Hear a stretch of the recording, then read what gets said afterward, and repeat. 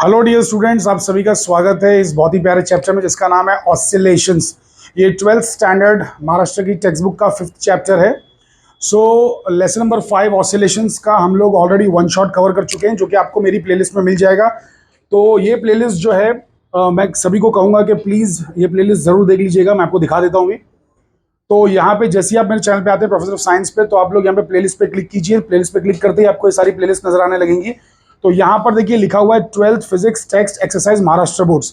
तो इसके अंदर आपको सारे के सारे वीडियोस मिल जाएंगे न्यूमेरिकल्स वाले। तो आप देख सकते हैं यहाँ पे देखिए प्लेलिस्ट साइड में प्ले हो रही है एंड यहाँ पर सारे के सारे न्यूमेरिकल्स हैं। तो इसमें चैप्टर नंबर 5 अभी बाकी था, वो मैं यहाँ पे इंक्लूड करने जा रहा हूँ।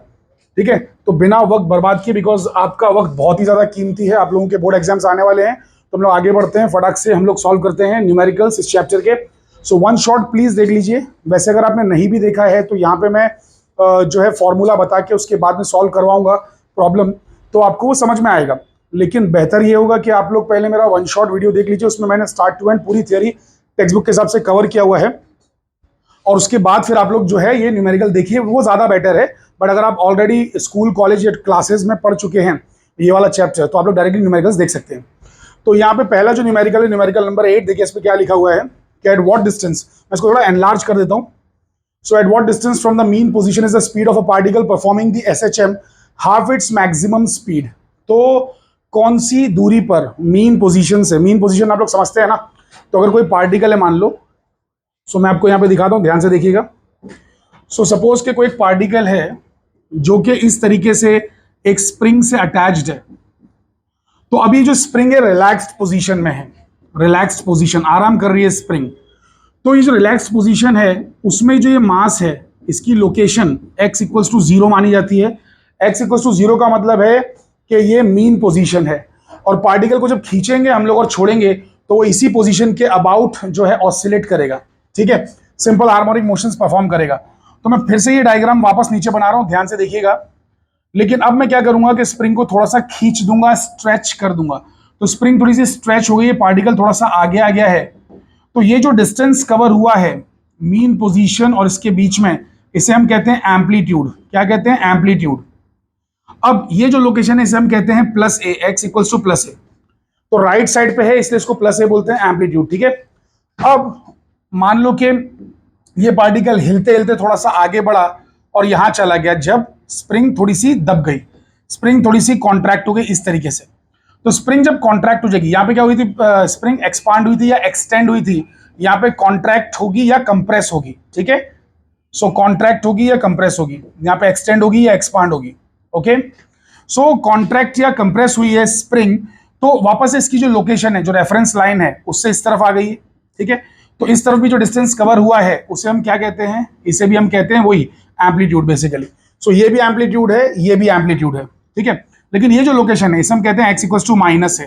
ठीक है, जितना उधर खींचा है ना उतना इस तरफ कंप्रेस भी होगा, जितना उधर खींचा है उतना ही इस तरफ भी कंप्रेस होगा, इस बात को याद रखिएगा।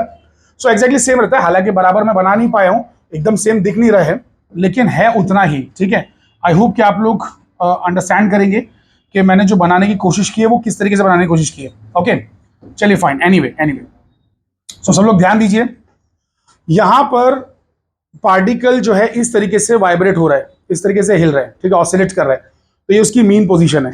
अब सवाल क्या पूछा गया था, सवाल पे ध्यान देंगे हम लोग सभी लोग। सो क्वेश्चन नंबर 8 में क्या लिखा हुआ है, लेट्स ट्राई टू अंडरस्टैंड।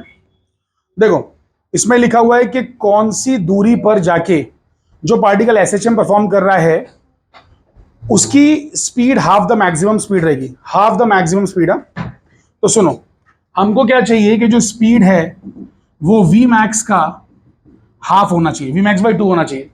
अब एसएचएम में v का फॉर्मूला क्या है, it is plus minus omega under root of a square minus x square. जहां पे हम लोग प्लस माइनस को इग्नोर करेंगे, सिर्फ हम लोग ले लेंगे मतलब यानी कि प्लस वैल्यू, प्लस माइनस नहीं लेंगे, जस्ट एक ही वैल्यू ले लेंगे, omega under root of a square minus x square. ठीक है, तो यहां पर हम लोग लिखने वाले हैं v max by 2, v max by 2 is equals to plus minus omega under root of a square minus x square. अब मुझे ये बताइए कि स्पीड मैक्सिमम कहां पे होती है? पार्टिकल जब हिल रहा है तो सबसे फास्ट किधर हिल रहा है?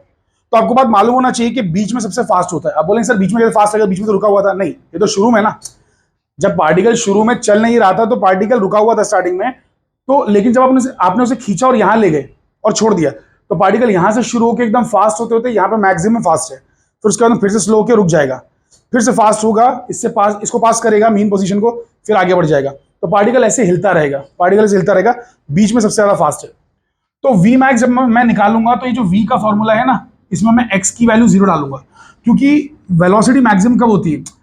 We know that v becomes v max when x becomes 0। तो x जब 0 रहता है तभी v max मिलता है, इसको याद रखिएगा, ठीक है। तो चलिए अब अगली स्लाइड में मैं इसको लिख रहा हूं। तो v max का मतलब हो गया कि आपका ओमेगा है, अंडर रूट है a स्क्वायर माइनस 0 का स्क्वायर है, ठीक है। लेकिन हमें v max का आधा चाहिए। हमें क्या चाहिए? v max का आधा। और राइट साइड पे जो लिखा है उसे फिर से कॉपी करेंगे। So omega under root of a square minus x square, ठीक है। तो v max ये होता है, आई होप आपको ये समझ में आया है। और v max का हमें हाफ चाहिए, तो यहां पे चीजों को कैंसिल करेंगे,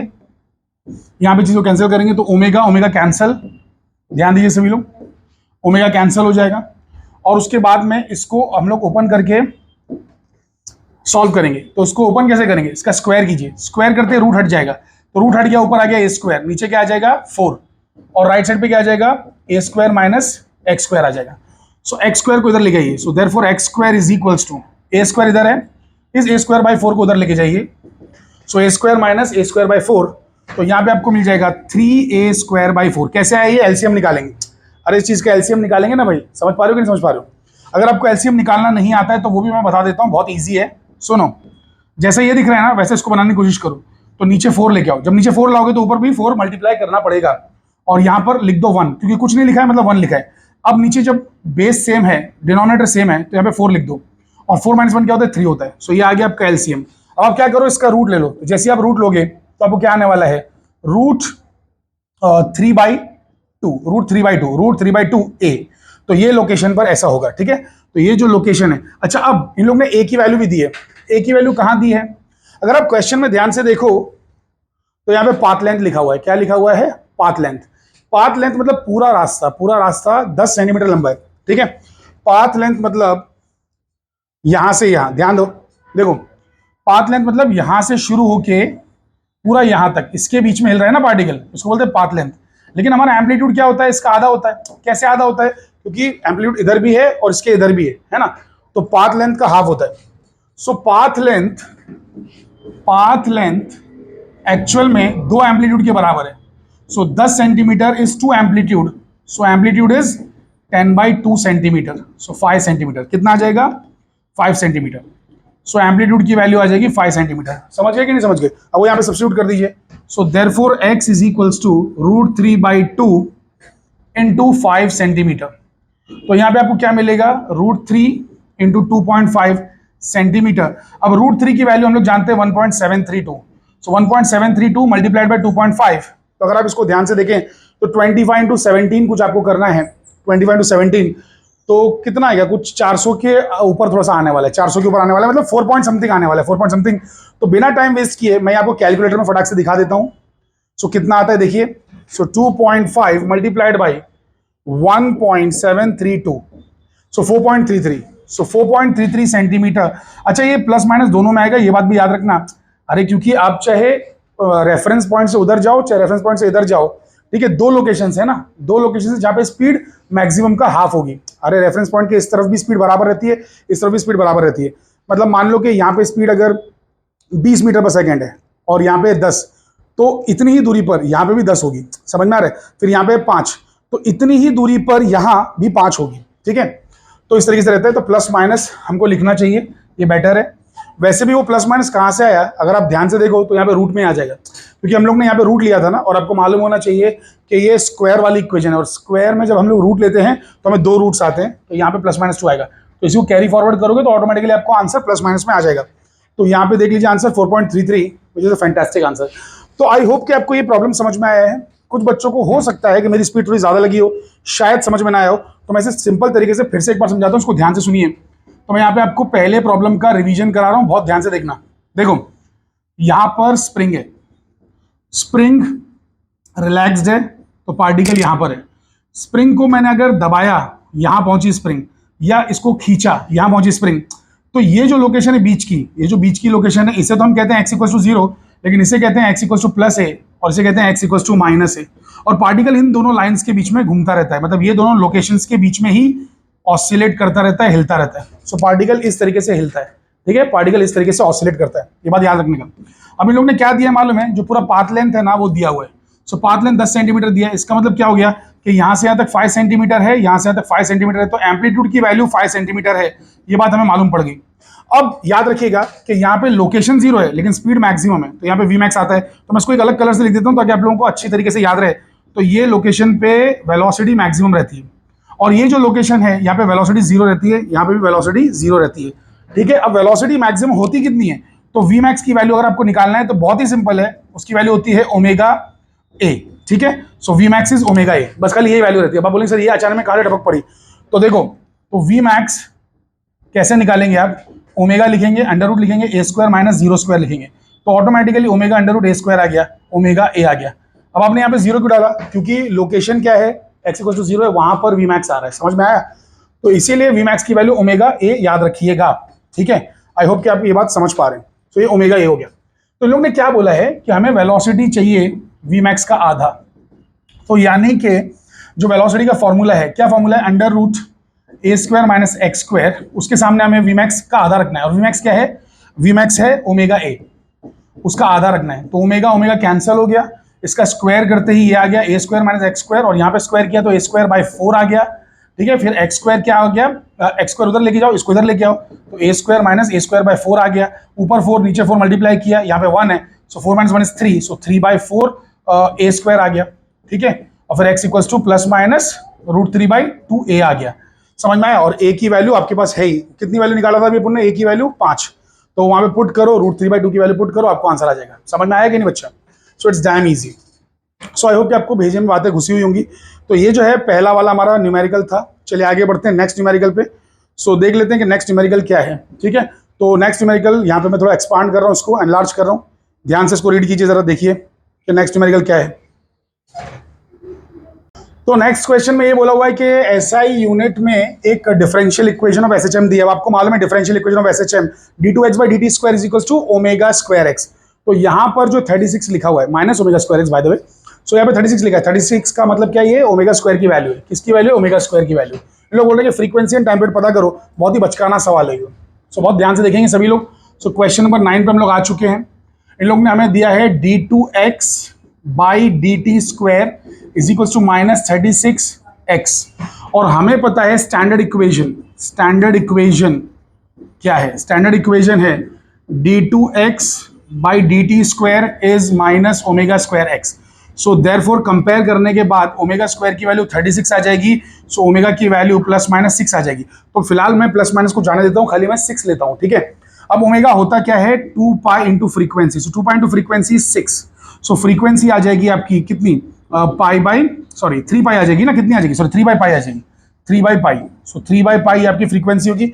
f इज इक्वल्स टू 6/2 पाई, तो 6/2 पाई करेंगे। अरे भाई f इज इक्वल्स टू क्या आ जाएगा, 6/2 पाई आएगा ना, तो कैंसिल करोगे तो यहाँ पे 3 बचेगा ना, सो 3/पाई करना है। तो 3/पाई करोगे तो फ्रीक्वेंसी की वैल्यू थोड़ी सी कम आएगी, 1 से थोड़ी कम आएगी। क्यों, क्योंकि पाई की वैल्यू मतलब 3 से बड़ी है ना, पाई की वैल्यू 3 से बड़ी है।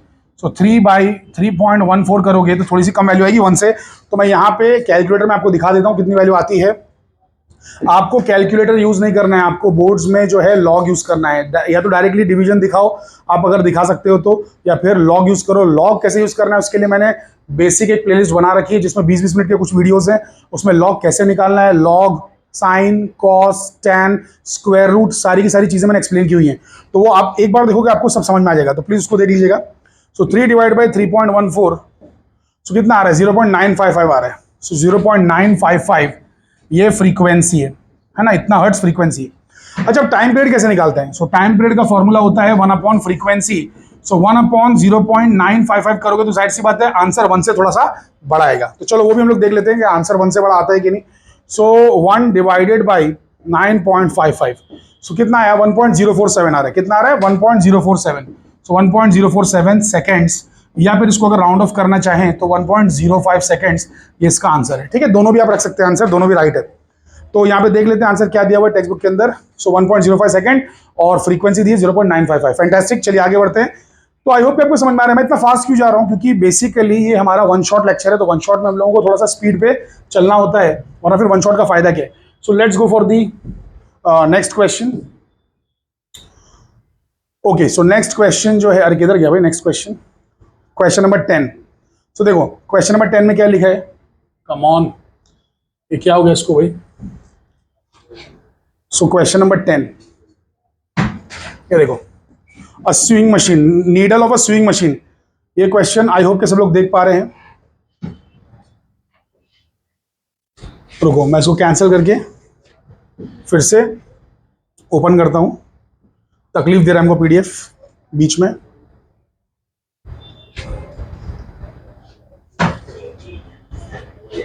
क्या हो गया ओपन ये।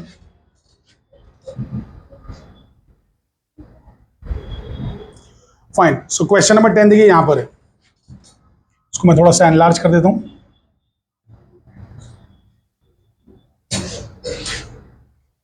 ओके, तो देखो इसमें क्या दिया हुआ है कि एक स्विंग मशीन है, स्विंग मशीन मतलब सिलाई मशीन। तो सिलाई मशीन की एक नीडल है, वो एक पाथ में मूव कर रही है 4 सेंटीमीटर के। सिलाई की मशीन आपको मालूम है कि ऊपर नीचे से हिलती है, ठीक है। तो मीन पोजीशन से वो 4 सेंटीमीटर ऊपर जा रही है और मीन पोजीशन से 4 सेंटीमीटर नीचे जा रही है, तो उसका एम्पलीट्यूड 4 सेंटीमीटर का है। अभी लोग क्या बोलते हैं, उसकी फ्रीक्वेंसी 5 हर्ट्ज है, यानी कि वो 1 सेकंड में 5 बार ऐसे हिल रही है, 1 सेकंड में 5 बार हिल रही है। सो फ्रीक्वेंसी 5 हर्ट्ज है। उसका एक्सीलरेशन पूछा है कब, जब 1/30 सेकंड गुजर चुका है, ठीक है। मीन पोजीशन से जब वो आगे बढ़ी तो वक्त जो गुजरा वो 1/30 सेकंड था, तो 1/30 सेकंड के बाद जो है एक्सीलरेशन कितना है, ये उनका सवाल है, ठीक है। तो आइए इसको जान लेते हैं कि कैसे करना है। सो आई होप कि आपको वो क्वेश्चन दिखाई दिया होगा। मैं इसको थोड़ा और एनलार्ज करने की कोशिश करता हूं, दिख रहा है आप लोगों को अच्छा। तो देखिए ये जो क्वेश्चन है, इस क्वेश्चन में हमको यानी कि निकालना क्या है, हमको निकालना है एक्सीलरेशन। चलिए तो पता कर लेते हैं। सो क्वेश्चन नंबर 10 में हमें एम्पलीट्यूड की वैल्यू दी हुई है 4 सेंटीमीटर और फ्रीक्वेंसी की वैल्यू कितनी दी है। सो फ्रीक्वेंसी की वैल्यू दी है अपने को कितना, 5 हर्ट्ज। फ्रीक्वेंसी दिया 5 हर्ट्ज, एम्पलीट्यूड दिया है 4 सेंटीमीटर, फ्रीक्वेंसी दिया है 5 हर्ट्ज। एक्सीलरेशन पूछा है लेकिन कब, जब वक्त गुजर चुका है कितना, 1/30 सेकेंड्स। सो 1/30 सेकेंड्स के बाद, 1/30 सेकेंड्स के बाद इनको क्या चाहिए, 1/30 सेकेंड्स के बाद इनको चाहिए एक्सीलरेशन, ठीक है। अब हम लोग ये निकालेंगे कैसे, तो सब लोग ध्यान दीजिए। तो आपको पता होगा कि x is equals to a sin omega T, इस तरीके से जो है x equals to a sin omega T, ये हमारा एक फॉर्मूला है, ठीक है। तो अब हम पहले लोकेशन पता करेंगे। सो एम्पलीट्यूड कितना दिया है, 4 सेंटीमीटर, साइन, ठीक है, साइन ओमेगा की वैल्यू क्या है, 2 pi into frequency into time. So यहाँ पे जो लोकेशन है x, वो देखो कितनी आती है। सो लोकेशन आएगी हमारी, यहाँ पे आ जाएगा 4, ठीक है, और साइन 2 पाई इंटू फ्रीक्वेंसी कितनी है, 5 है, और टाइम कितना दिया हुआ है, 1/30 सेकेंड्स। तो यहाँ पे मैं क्या लिखने वाला हूँ, 1/30। सो यहाँ पे 1/30 आ जाएगा, ठीक है, ध्यान दीजिए सभी लोग। सो यहाँ पे 1/30 आ गया। अब ये कैंसिल करेंगे तो 5 6 30 होता है, और यहाँ पे 2 है, उसे भी कैंसिल करेंगे तो 3 बचेगा। सो अब ये मेरा जो लोकेशन आ गई वो आ गई 4 साइन π/3, कितना आ गया, π/3, ठीक है, π/3। π/3 का मतलब क्या होता है, π/3 का मतलब, पाई का मतलब होता है 180, 180/3 करेंगे तो कितना आएगा, 60 आएगा। तो π/3 60, साइन 60 कितना होता है, √3/2। So x is equal to 4 into √3/2, कितना आ जाएगा, 4 इंटू √3/2। इसे कैंसिल करेंगे तो यहाँ पे 2 आ जाएगा, तो x इक्वल टू 2√3 आया। ये लोकेशन आ गई, ये क्या आ गई, लोकेशन आ गई, ठीक है, 2√3 सेंटीमीटर। लेकिन ये लोकेशन आई, एक्सेलरेशन नहीं आया। अब एक्सेलरेशन का जो फॉर्मूला है वो होता है -ω²x, कितना होता है, -ω²x। अरे भैया एक्सेलरेशन का फॉर्मूला याद रख लो। सो -ω²x होता है, तो ω² की तो वैल्यू दी हुई है ना, ω² की वैल्यू अगर नहीं भी दी है तो देखो 2πf दिया हुआ है। अरे 2πf फ्रीक्वेंसी दिया है ना, तो यहाँ पे 2πf आ जाएगा, 2πf का स्क्वायर कितना आ जाएगा, 2πf इसका स्क्वायर इंटू x, और x कितना है 2√3, ठीक है, 2√3। तो यहां से हमको एक्सीलरेशन मिलेगा। तो a is equals to -2π, frequency है 5, इसका स्क्वायर है ना, तो 2 बार लिख लो, 2π इंटू 5, ठीक है, 2 बार लिख लिया। और x लोकेशन क्या है, 2√3 है, x लोकेशन जो है वो 2√3 है। सो दिस बिकम्स व्हाट, सो यहां पर है आपके पास कितना, ये देखो 5 2 ज़ा 10, 5 2 ज़ा 10 और यहाँ पे पाई का स्क्वायर। सो 10 10 ज़ा तो 100 हो गया, अरे 5 2 ज़ा 10, 5 2 ज़ा 10 100 तो यही हो गया, और पाई का स्क्वायर हो गया, और आ गया आपका 2√3 भी आ गया, हाँ के ना। अब यहाँ पे जब आप ये सब चीज़ों को मल्टीप्लाई करोगे तो आपको एक्सीलरेशन की वैल्यू आ जाएगी। तो चलिए इसको मल्टीप्लाई करके हम लोग फटाक से देख लेते हैं, कुछ मिस तो नहीं हो गया, बस खाली ये देख लेना। सो एक्सीलरेशन सेंटीमीटर में आ रहा है ना हमारा, हाँ मीटर में बाद में कन्वर्ट कर सकते हैं इसको, मीटर में कन्वर्ट करने के लिए खाली 10⁻² से मल्टीप्लाई करना पड़ेगा और कुछ नहीं है, तो वो हमको आ जाएगा। तो हम लोग क्या करते हैं, इसको फटाक से कैलकुलेटर से चेक कर लेते हैं। सो कैलकुलेटर से इसको चेक कर लेते हैं कि कितना आ रहा है। सो एक सेकेंड ना, मैं कैलकुलेटर में आपको करके दिखा देता हूँ। सो ध्यान से देखिएगा सभी लोग, कम ऑन। सो यहाँ पे आपके पास है 100 इंटू पाई, पाई की वैल्यू यहाँ पे दी है ना, फिर वापस से इंटू पाई, फिर 2, फिर मल्टीप्लाइड बाई √3 की वैल्यू 1.732। सो कितना आ रहा है ये, 3418 आ रहा है ना, 3418। सो 3418 सेंटीमीटर पर सेकेंड स्क्वायर आ रहा है। इसको मीटर पर स्क्वायर में कन्वर्ट करेंगे तो आपको मल्टीप्लाई करना पड़ेगा किससे, 10⁻² से, तो ये मीटर पर सेकेंड स्क्वायर हो जाएगा। सो एक्सीलरेशन की वैल्यू फाइनली हो जाएगी 34.18 इंटू 10 तो गया मीटर पर सेकेंड स्क्वायर। सो ये हो जाएगा आपका लगभग अप्रोक्सीमेटली 34.2 मीटर पर सेकेंड स्क्वायर, और वो भी माइनस में आएगा बिकॉज सब जगह पे माइनस था, ठीक है, तो माइनस। ओके, देख लेते हैं आंसर क्या दिया टेक्स्ट बुक के अंदर। सो 34.2 मीटर पर सेकेंड स्क्वायर, दैट्स राइट। इन लोग ने माइनस नहीं दिया है, बट एक्चुअल में माइनस लिखना चाहिए क्योंकि इन जनरल फॉर्मूला तो माइनस वाला ही है, ठीक है। सो फॉर्मूले में माइनस है, are you guys understanding it? तो यहाँ पे ठीक है, आपका ये माइनस आया उनका नहीं आया उससे कोई फर्क नहीं पड़ता है, राइट आंसर यही है। सो माइनस 34.2 मीटर पर सेकेंड स्क्वायर। आई होप कि आपको ये समझ में आया है। चलिए आगे बढ़ते हैं नेक्स्ट वाले क्वेश्चन में, ठीक है। सो नेक्स्ट क्वेश्चन क्या दिया है, इसको ध्यान से देखेंगे सभी लोग। सो क्वेश्चन नंबर 11 पे ध्यान दीजिए कि क्वेश्चन नंबर 11 में देखो क्या दिया हुआ है। सो पोटेंशियल एनर्जी के बारे में कुछ बोला है ना, potential energy of a particle, ध्यान से रीड करिए इसको। हाँ, तो पोटेंशियल एनर्जी कितना है, potential energy of a particle performing linear SHM is 0.1 pi x² joules. तो ये पोटेंशियल एनर्जी की वैल्यू है। इन लोगों ने कि मास अगर 20 ग्राम है पार्टिकल का तो उसकी फ्रीक्वेंसी पता करो, तो मास दिया हुआ है, पोटेंशियल एनर्जी दिया हुआ है, ठीक है। अब potential energy of a spring, इसका फॉर्मूला क्या है, आई होप कि सभी को पता होगा, तो मैं यहाँ पे लिख ले रहा हूँ वापस से फिर भी। सो क्वेश्चन नंबर हम लोग 11 पे आ चुके हैं। पोटेंशियल एनर्जी की वैल्यू लिख देते हैं 0.1 पाई², एक सेकंड, और क्या दिया है, पाई² x² जूल, ठीक है। तो वो जूल को जाने देते हैं, जूल तो यूनिट है, जूल को नहीं लिखते, वो तो यूनिट है सिर्फ। पोटेंशियल एनर्जी का फॉर्मूला आप सभी लोग जानते होंगे, इट इज ½ m⍵² x²। तो कंपेयर करेंगे ना तो आपको ½ m⍵² की वैल्यू आ जाएगी, ठीक है। सो कंपेयर करेंगे तो आपको मिलेगा ½ m⍵² इज 0.1 पाई²। अब जो ⍵² है, ठीक है, ⍵², उसकी वैल्यू यहाँ पे डाल देंगे। अब उसकी वैल्यू कैसे लिखेंगे, 2 पाई इंटू फ्रीक्वेंसी लिखेंगे, क्या लिखेंगे, 2 पाई इंटू फ्रीक्वेंसी। और मास भी दिया हुआ है, मास देखो 20 ग्राम दिया हुआ है, सो मास 20 ग्राम दिया हुआ है। सो ½ इंटू 0. कितना आ जाएगा, 0.2 आ जाएगा। क्यों, क्योंकि 20 ग्राम है, अगर इसको केजी में कन्वर्ट करेंगे तो 1000 से डिवाइड करना पड़ेगा, तो 0.020 हो जाएगा, ठीक है। तो ये हो गया मास। अब फ्रीक्वेंसी होता है 2 पाई इंटू मतलब सॉरी ओमेगा होता है 2 पाई इंटू फ्रीक्वेंसी। ओमेगा क्या है, एंगुलर फ्रीक्वेंसी, तो ये हो जाएगा 2 पाई f, 2 बार लिखूंगा क्योंकि स्क्वायर है, और यहाँ पे आपके पास है 0.1 पाई²। तो ये जो पाई² है बहुत इजीली आप देख सकते हैं कि यहाँ के पाई और पाई से कैंसिल हो जाएगा, ठीक है। अब यहाँ पर और भी चीजें हैं क्या कैंसिल होने वाली, नहीं, वो 0.1 को हम लोग खाली इधर लेके आ जाएंगे, ठीक है। तो बाकी आंसर आपका फ्रीक्वेंसी का आ जाएगा। चलो एक सेकंड, वो चीज को इधर मत लाओ, बल्कि फ्रीक्वेंसी रहने दो, इन चीज को उधर लेके जाओ। तो यहाँ पे क्या हो जाएगा, f² इज इक्वल्स टू 0.1 ऊपर रहेगा। 0.1 को वैसे हम लोग प्यार से लिख सकते हैं 10⁻⁻1, अरे हाँ क्या ना, तो इसे 10⁻⁻1 लिख सकते हैं। उसके नीचे लेके जाएंगे क्या मालूम है, ये 2 एक सेकंड, 1 2 कैंसिल हो रहा है, 1 2 कैंसिल कर देते हैं, तो ये 2 को नीचे लेके जाओ, 2 नीचे गया। और यहाँ पे क्या दिया हुआ है, 0.02 दिया हुआ है, इसको भी नीचे लेके जाओ, 0.02, इसको भी नीचे लेके चले गए। और कुछ बचा तो नहीं, चेक कर लो, नहीं बचा है, ठीक है। तो फ्रीक्वेंसी का स्क्वायर इज ऊपर 10⁻⁻1 है, नीचे यहाँ पे अगर आप ध्यान से देखो तो 2 है, इसको भी 2 बनाने के लिए आपको 10⁻² लिखना पड़ेगा। क्या लिखना पड़ेगा, 10⁻²। इसको ऊपर लेके जाओ, इसको जैसे आप ऊपर लेके जाओगे तो ये 10⁻² हो जाएगा, ये बंदा ऊपर जाते ही 10⁻² हो जाएगा। तो 2 में से 1 गया तो 1 बचेगा, तो सिर्फ 10 बचेगा। अरे हाँ क्या ना, 10⁻1 है ये, और ये 10⁻² है, इसको ऊपर ले जाएंगे 10⁻² हो जाएगा। तो 2 - 1 करेंगे तो क्या बचेगा, 1 बचेगा ना, 10⁻1, तो मतलब 10 बचेगा, और नीचे 4 है, 10/4 करेंगे तो कितना आएगा 2.5। सो 2.5 आ रहा है, लेकिन ये एफ स्क्वायर आ रहा है, एफ स्क्वायर। सो एफ स्क्वायर की वैल्यू 2.5 आ रही है, तो एफ की वैल्यू आ जाएगी रूट ऑफ 2.5। रूट ऑफ 2.5 अगर आप निकालने गए तो बहुत ही कम आंसर आएगा, 1.8 समथिंग समथिंग ऐसा कुछ आंसर आएगा। ठीक है, तो 250 का स्क्वायर रूट समझ लो, है ना, अप्रोक्सीमेटली 250 का स्क्वायर रूट ऐसा कुछ आंसर आएगा। Let's check from the calculator. So calculator से देख लेते हैं कि रूट ऑफ 2.5 क्या आता है। रूट ऑफ 2.5, ध्यान से देखिए सभी लोग।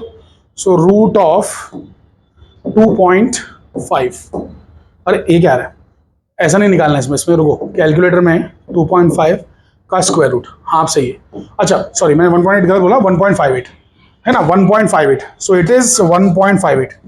सो 1.58 and that makes sense, that makes lot of sense. क्यों? क्योंकि अगर आप ध्यान से सोचें तो 225 का स्क्वायर रूट क्या होता है, 15 होता है ना, तो ये 250 है ना, तो 250 का 15.8 ऐसे कुछ आ जाएगा। सो 1.58 हर्ट्ज। ठीक है, चलिए, तो ये फ्रीक्वेंसी हमारी आ गई 1.58 हर्ट्ज। टेक्स्ट बुक का आंसर क्या दिया हुआ है, 1.581 है ना, इन लोगों ने आगे तक दिया हुआ है 1.581। That's okay, completely fine. Decimal के बाद खाली याद रखना, अगर आपने 2 डिजिट भी लिख लिया ना तो आपका आंसर राइट है। आपको 3 डिजिट 5 डिजिट ऐसे लिखने की जरूरत नहीं है, डेसिमल के बाद 2 डिजिट भी काफी है। सो 1.58 हर्ट्ज। चलिए आते हैं नेक्स्ट क्वेश्चन पे, which is the 12th question. I hope कि आपको क्वेश्चन नजर आ रहा है यहाँ पे। सो 12th क्वेश्चन में क्या दिया हुआ है कि total energy of a body of mass 2 kg is 40 joule. तो टोटल एनर्जी 40 जूल है, मास 2 kg है, और लोग बोल रहे हैं कि find its speed while crossing the centre of the path. तो यानी कि ये बंदा centre of the path cross कर रहा है, यानी कि मीन पोजीशन क्रॉस कर रहा है, वहां पर इसकी हम लोगों को स्पीड पता करनी है। ठीक है, तो सेंटर ऑफ द मतलब यानी सेंट्रल लोकेशन से ये पास हो रहा है। ठीक है, तो चलिए 12th क्वेश्चन पे आ जाते हैं। इसमें हमें v एट सेंटर पता करना है, यानी कि v at x equal to 0 पता करना है। तो आपको मालूम है कि जो सेंटर में स्पीड रहती है वो मैक्सिमम रहती है, मैक्सिमम, तो हमें मैक्सिमम स्पीड पता करनी है, समझ में आ रहा है। और v मैक्स का फॉर्मूला हमारे पास ऑलरेडी है, विच इज ओमेगा इंटू ए, तो ये v मैक्स का फॉर्मूला हो गया। अब इन लोग ने टोटल एनर्जी की वैल्यू दी है, टोटल एनर्जी है आपका कितना 40 जूल दिया हुआ है। अब ये बात याद रखना कि जब आप सेंटर में हो तो आपके पास सिर्फ काइनेटिक एनर्जी है, पोटेंशियल एनर्जी है ही नहीं। तो ये टोटल एनर्जी दरअसल कुछ और नहीं बल्कि काइनेटिक एनर्जी ही है, क्योंकि पोटेंशियल एनर्जी 0 है।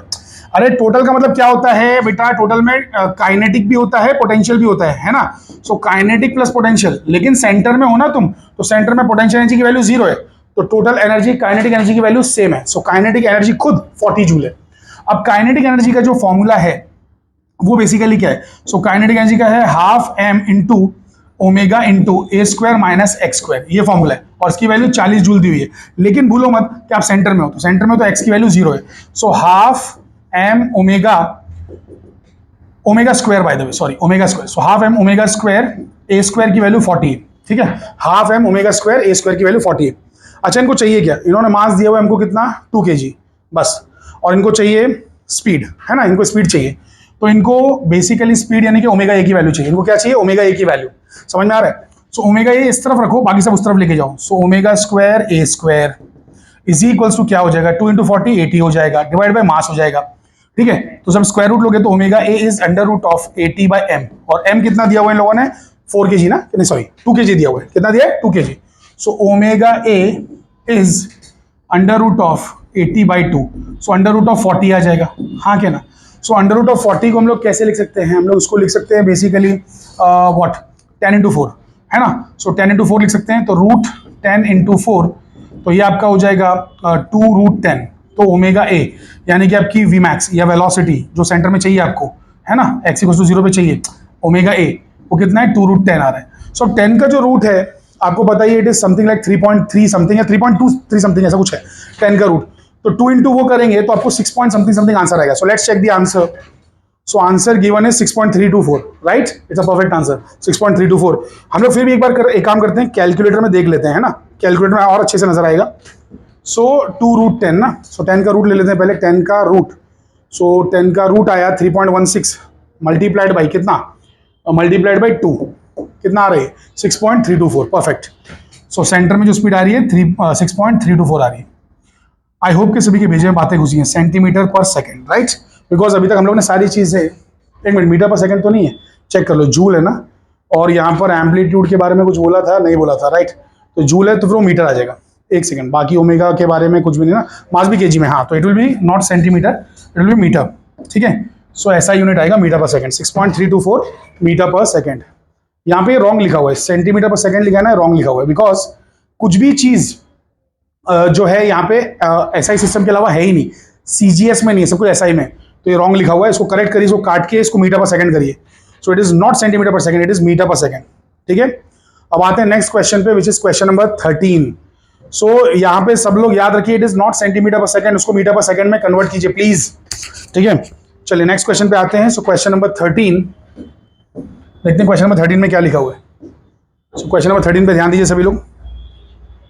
तो देखो, एक सिंपल पेंडुलम है जो कि एसएचएम परफॉर्म कर रहा है, इसका टाइम पीरियड दिया हुआ है विच इज 4 सेकेंड्स, और लोग बोल रहे हैं कितनी देर के बाद, मीन पोजीशन क्रॉस करने की कितनी देर के बाद जो डिस्प्लेसमेंट है उसकी वैल्यू 1/3 ऑफ द एम्पलीट्यूड रहेगी, एम्पलीट्यूड का 1/3 रहेगी। ठीक है, it is very easy question. तो पोजीशन चाहिए एम्पलीट्यूड बाई 3, समझ में आ रहा है। अब पोजीशन का फॉर्मूला है ए साइन ओमेगा टी, पोजीशन का फॉर्मूला ए साइन ओमेगा टी। तो एक्स की जगह पे a/3 डाल देंगे, ये है ए साइन, यहां पे लिख देंगे 2π बाई टाइम पीरियड। देखो ओमेगा का फॉर्मूला या तो 2πf है या 2π बाई टाइम पीरियड है, क्योंकि f और टाइम पीरियड एक दूसरे का रेसिप्रोकल है, उल्टा पुल्टा है ना। और फिर यहाँ पे टाइम। अब सुनो, यहाँ पे एम्पलीट्यूड कैंसिल हो गया, सो 1/3 आ गया, साइन 2π, टाइम पीरियड दिया हुआ था ना, कितना टाइम पीरियड दिया हुआ था, 4 सेकेंड्स, 4 सेकेंड्स दिए और उनको टाइम चाहिए, टी चाहिए। सो यहाँ पे 4 सेकेंड्स दिया है, ये टी की वैल्यू उनको चाहिए। समझ में आ रहा है कि नहीं।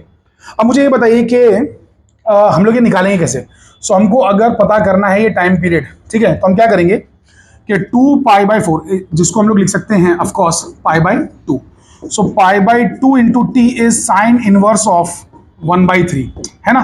तो अब हमें साइन इनवर्स निकालना है पहले तो। So π/2 into T is sine inverse of 0.3333 recurring. ठीक है, क्योंकि 1/3 करोगे तो क्या आएगा बेटा, 0.3333 आएगा ना।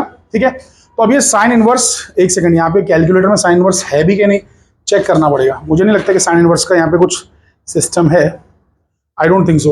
वैसे फंक्शंस इसमें है तो बहुत सारे, बट ढूंढना पड़ेगा कि वो फंक्शन किधर है साइन इनवर्स वाला। आई डोंट थिंक कि यहाँ पे साइन इनवर्स का कुछ दिया हुआ है। तो हमें करना क्या है, साइन इनवर्स की वैल्यू निकालना है और 2/π करना है ना। तो साइन इनवर्स की वैल्यू निकाल के जो भी वैल्यू आएगी वो वैल्यू को बस खाली 2/π से मल्टीप्लाई करना है। तो मैं काम करता हूँ, पहले 2/π निकाल के रखता हूँ, फिर मैं आपको साइन इनवर्स की वैल्यू दिखाता हूँ। ठीक है, तो पहले 2/π निकाल के रखता हूँ मैं, 2/π। So let's go for 2/π first. So 2/π, so 2 divide by pi, कितना आ रहा है ये, 0.6366 आ रहा है। कितना आ रहा है, 0.6366 multiplied by, so sine inverse of 0.3333। किसी के पास लॉग बुक है क्या, दो जरा मुझे। ओके, तो ये मैं लेके आ गया हूं लॉग बुक। सब लोग लॉग बुक पे ध्यान दीजिए भाई। देखिए, तो यहां पर आपको क्या करना है कि पेज पलटा के फटाक से नेचुरल साइंस में जाना है। किसमें जाना है, नेचुरल साइंस। तो नेचुरल साइंस देखो दिख रहा है यहाँ पे बेटा, नेचुरल साइंस। तो नेचुरल साइंस में जाके आपको ये नंबर के पास वाला नंबर ढूंढना है, सबसे नजदीक वाला नंबर। तो 0.3333 के सबसे नजदीक का जो नंबर है, जब मैं यहाँ पे सर्च कर रहा हूं तो मुझे यहाँ पे दिख रहा है। देखो यहाँ दिख रहा है, एक बार मैं आपको दिखाने की कोशिश करता हूँ, पता नहीं इसमें दिखेगा बराबर कि नहीं दिखेगा, बट ये जो नंबर है ये आ रहा है 19 डिग्री और आधा डिग्री यहाँ पे है ना, 30 मिनट्स या फिर आधा डिग्री। ठीक है, तो यहाँ पे आ रहा है सो 19.5 डिग्री है ना, 19.5 डिग्री आ रहा है। तो यहाँ पर मैं लिख देता हूँ 19.5 डिग्री, 19.5 डिग्रीज। अभी जो डिग्री है, डिग्री को डायरेक्टली आप है ना इस नंबर से 2/π से मल्टीप्लाई मत कर देना, बिल्कुल रॉन्ग हो जाएगा। टाइम को आपको सेकंड्स में निकालना है, तो ऐसा यूनिट में यानी कि रेडियन में लेके जाना पड़ेगा उसको। तो यहाँ पे 19.5 डिग्री को आप मल्टीप्लाई करेंगे किससे, π/180 से, तब जाके वो रेडियन में कन्वर्ट होगा। किससे मल्टीप्लाई करेंगे, π/180, तो अब जाके वो रेडियन में कन्वर्ट होगा, तभी आप इसका आंसर निकाल सकते हैं। ये बात को याद रखना। तो यहाँ पे हम लोग फटाफट निकाल लेते हैं। सो मैं कैलकुलेटर का यूज करता हूं अभी। ठीक है, तो सब लोग ध्यान दीजिएगा। सो 6366 है ना, 6366 मल्टीप्लाइड बाई कितना है, 19.5, फिर मल्टीप्लाइड बाई पाई है, तो पाई से भी मल्टीप्लाई कर दिया, फिर जो भी आया उसको डिवाइड करेंगे 180 से। सो 180 से डिवाइड करेंगे, सो आंसर आ रहा है 0.2166। Time is 0.2166। ठीक है, 2166 सेकेंड्स आ रहा है, जिसको मैं चाहूं तो अप्रोक्सीमेटली 0.22 सेकेंड्स लिख सकता हूं। ठीक है, ये भी राइट है, वो भी राइट है, दोनों राइट है। वैसे जो आया है उसको ऐसे भी छोड़ देंगे तो चलेगा। So let's check the answer given in the textbook. So यहाँ पे देखो 2163 दिया हुआ है और हम लोग का 2166 आया हुआ है। It's perfect, it's completely fine. So 2 digit starting के मैच हो गए डेसिमल के बाद, that's enough. So 0.2163 is the time. ठीक है, 2166 is the time. I hope कि you guys are understanding this point, right? So यहाँ पे इसका आंसर हमें 13th वाले का मिल चुका है। अब 14th वाला देखो क्या क्वेश्चन है, उसको रीड करो। So find the restoring force acting on a Bob of mass 50 grams when the displacement from the mean position is 3 centimetre. So displacement दिया हुआ 3 सेंटीमीटर और मास दिया 50 ग्राम। तो बोल रहे रिस्टोरिंग फोर्स पता करो। अब रिस्टोरिंग फोर्स जो एक पेंडुलम पे या किसी भी चीज पे होता है, बॉब पे होता है, तो वो कितना होता है? तो it is mg sin theta, mg sin theta. And if the displacement is very small, angular displacement या displacement is very small, so sin theta becomes theta. So आपको mg इंटू थीटा करना है, खाली क्या करना है? mg into theta. सो एक second में आपको भी बता देता हूँ कि इसको सॉल्व कैसे करना है। लॉग बुक रख दूं साइड में। ओके, तो अभी ये वाले को हम लोग फटाक से देख लेते हैं। हम लोग को पता करना है रिस्टोरिंग फोर्स है कितना। सुनो ध्यान से, अगर आपने कोई भी पेंडुलम लिया तो जो पेंडुलम होता है बेसिकली उस पर जो फोर्स एक्ट होता है वापस लाने वाला, वो होता है mg sin थीटा। अब भूलिए मत कि इस पे दो फोर्सेस थे, एक था टेंशन और एक था mg। वो mg का टुकड़ा mg sin थीटा है, ठीक है? तो अगर थीटा बहुत ही स्मॉल है, if theta is small then sin theta becomes theta. ये बात आप सभी को मालूम है ना, इसको बोलते हैं स्मॉल एंगल अप्रोक्सीमेशन। तो रिस्टोरिंग फोर्स का जो वैल्यू है वो है माइनस mg sin थीटा या सिंपली माइनस mg थीटा। वैसे माइनस को आप इग्नोर करेंगे, सिर्फ वैल्यू लेंगे, सिर्फ वैल्यू। सो मास दिया है, ग्रेविटी आपको मालूम है, थीटा निकालना बाकी है। सो थीटा कैसे निकालेंगे अब वो देखना है आपको। तो इसमें क्या क्या दिया हुआ है? मीन पोजीशन से लोकेशन दी हुई है, सिंपल पेंडुलम। अच्छा, लेंथ दिया हुआ है ना, लेंथ दिया मतलब टेंशन खत्म, लेंथ दिया है और मीन पोजीशन से दूरी भी बताया हुआ है, डिस्प्लेसमेंट 3 सेंटीमीटर। तो सुनो, ध्यान से सुनो। तो यहां पर आपका इस तरीके से ये जो डिस्टेंस है ये x है और ये जो उसकी लंबाई है पेंडुलम की क्या है, वो l है। समझ में आया? और यहाँ पे बन रहा है एंगल थीटा। अरे पेंडुलम को साइड में ले जा रहे हो ना, वैसे मैंने दिखाया बहुत ज्यादा है, इतना दूर लेके जाना नहीं है, पेंडुलम को बहुत ही नजदीक लेके जाना है, तभी थीटा स्मॉल रहेगा, समझे? सो जब एंगल स्मॉल होता है तो साइन थीटा थीटा बन जाता है या टेन थीटा बन जाता है। ये सब बराबर होते हैं, theta sine theta tan theta बराबर होते हैं जब एंगल होता है स्मॉल। तो बहुत ध्यान से सुनिएगा। सो टेन थीटा इसका निकालो, टेन थीटा आ जाएगा x by L. So theta की वैल्यू हमारी एक्स बाई एल आ गई। अरे tan theta sine theta theta सब सेम है, तो यहाँ पे एक्स बाई एल लिखो चुपचाप। तो फोर्स की value M G X by L आ जाएगी। So F is equals to, mass कितना दिया हुआ था? मास कितना था? 50 ग्राम। सो इसको लिखेंगे 0.05, ठीक है, मल्टीप्लाइड बाई जी की वैल्यू क्या है? 9.8। एक्स की वैल्यू क्या है? 3 सेंटीमीटर, यानी कि 3 इंटू 10⁻²। एक काम करता हूं, इसको भी है ना, मैं जैसा ये लिखा है ना मास वैसा लिख देता हूं। तो 0.03 मीटर्स, ठीक है।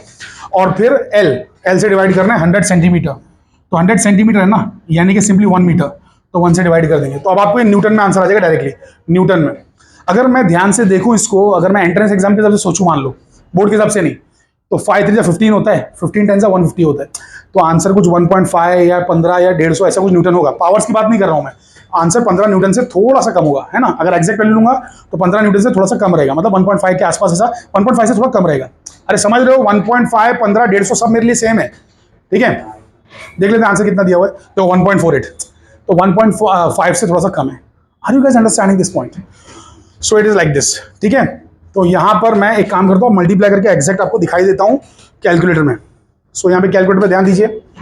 तो 0.05 मल्टीप्लाइड बाय 9.8 मल्टीप्लाइड बाय 0.03 कितना आ रहा है? 0.0147। तो 0.0147 आ रहा है, करेक्ट। ये आ रहा है न्यूटन में, है ना। तो इसी को हम लोग प्यार से लिख सकते हैं 1.47 इंटू 10⁻² न्यूटन, दैट्स इट। तो वही आंसर अपना टेक्स्ट बुक में भी दिया हुआ है, देखो टेक्स्ट बुक में भी दिया हुआ है। So the answer is given. I hope you guys are understanding this. अब बोलेंगे सर नहीं यहाँ पे 148 आ रहा है, अरे चलेगा रे बाबा, इतना तो मिस्टेक, मतलब मिस्टेक नहीं है ये, क्या है कि इतना डिफरेंस है जरा सा ना, चलेगा, that is okay, that is completely fine. बल्कि इससे ज्यादा वो आंसर करेक्ट, समझ में आया? चलो एनीवे, तो 15th क्वेश्चन पे आ जाइए फटाक से।